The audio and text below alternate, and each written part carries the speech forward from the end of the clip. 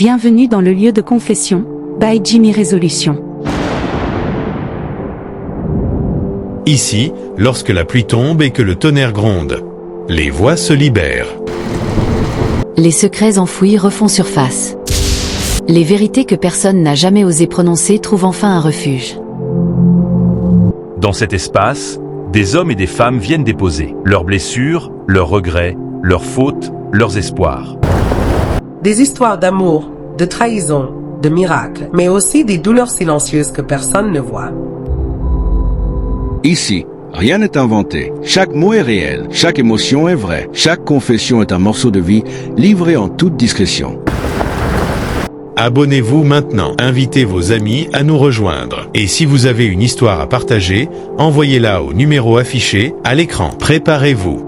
Chaque jour, une nouvelle vérité se dévoile. Confession. Bonjour Coates.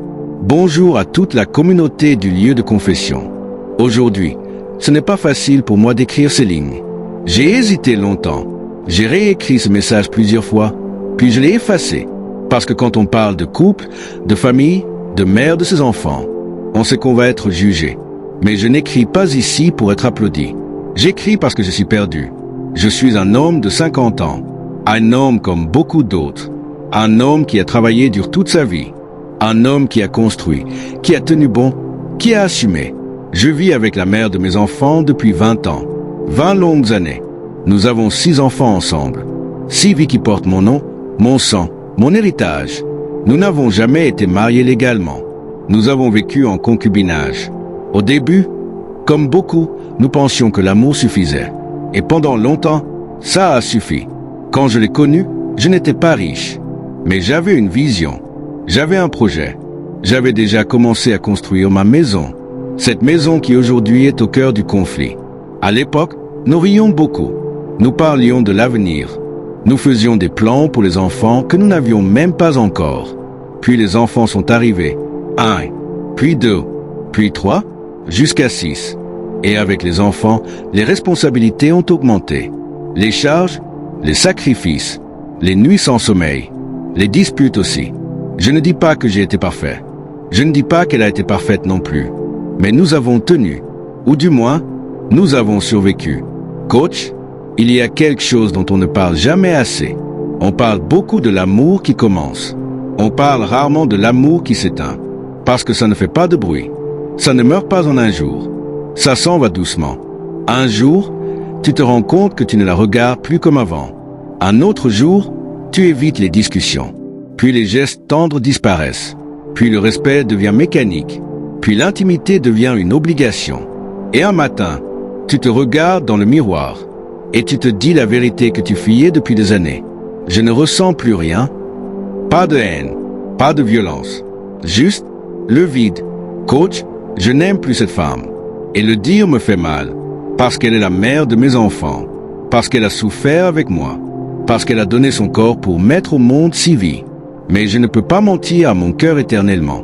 J'aurais pu faire comme beaucoup d'hommes. Prendre une maîtresse en cachette. Devenir froid. La faire souffrir lentement. La pousser à bout pour qu'elle parte d'elle-même. Mais je ne voulais pas être ce genre d'homme. Alors j'ai choisi la vérité. Un jour, je l'ai appelée. Je me suis assis face à elle. Je lui ai parlé calmement. Sans cris. Sans insultes.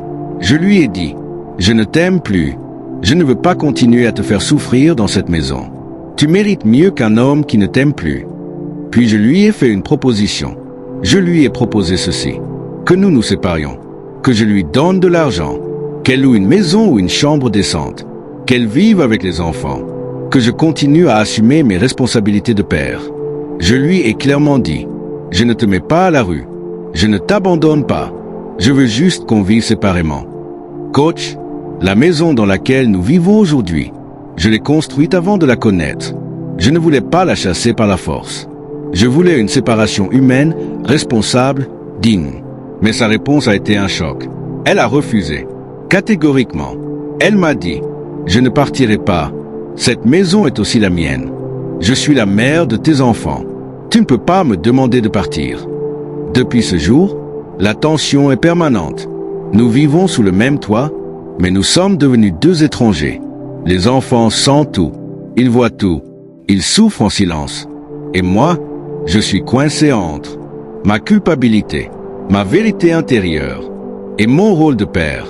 Si j'écris aujourd'hui, ce n'est pas pour que vous l'insultiez. Ce n'est pas pour que vous me défendiez aveuglément. J'écris parce qu'elle est dans ce groupe. Elle écoute vos histoires. Elle lit vos commentaires. Et peut-être qu'en entendant d'autres avis, elle comprendra que je ne veux pas la détruire. Je veux juste vivre dans la vérité. Je veux éviter la haine. Je veux préserver la paix pour nos enfants. Coach, chers abonnés du lieu de confession, j'ai besoin de vos conseils sincères. Est-ce qu'on doit rester ensemble uniquement pour les enfants? Est-ce qu'un amour mort doit continuer à faire semblant de vivre? Est-ce qu'une femme doit rester dans une maison où elle n'est plus aimée? Est-ce que ma proposition est injuste? Comment lui faire comprendre que partir n'est pas un abandon, mais une protection pour nous tous? Parlez-lui avec sagesse. Parlez-moi avec vérité. Aidez-nous à éviter le pire. Si vous avez écouté cette histoire jusqu'ici, merci du fond du cœur. Index vert pointant vers la droite blanc, laissez vos conseils dans les commentaires. Index vert pointant vers la droite blanc, restez respectueux. Index vert pointant vers la droite blanc, pensez aux enfants avant de juger. Et surtout, si c'est la première fois que vous tombez sur cette chaîne, abonnez-vous au lieu de confession. Ici, on ne juge pas, on écoute, on conseille, on guérit, parce que derrière chaque confession, il y a une âme qui cherche la paix. Tita ogano mbindate atinende. Ziye wumma tuto. Tuto, ziye wumma.